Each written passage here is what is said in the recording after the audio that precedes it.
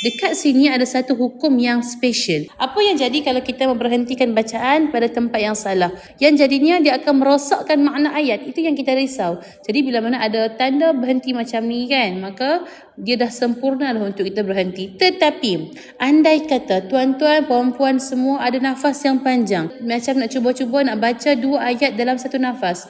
Contohnya nak baca wailun likulli sampai wa'addadah dalam satu nafas, maka ada cara bacaannya, iaitu iltiqa' sakinain bila mana tanwin bertemu dengan huruf yang seterusnya adanya hamzah wasal.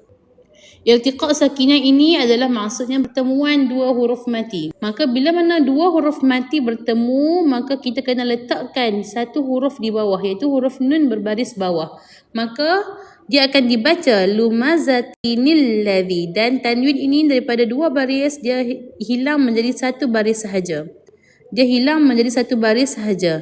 Maka bacaan dia wailul likulli humazatinil ladzi. Okey.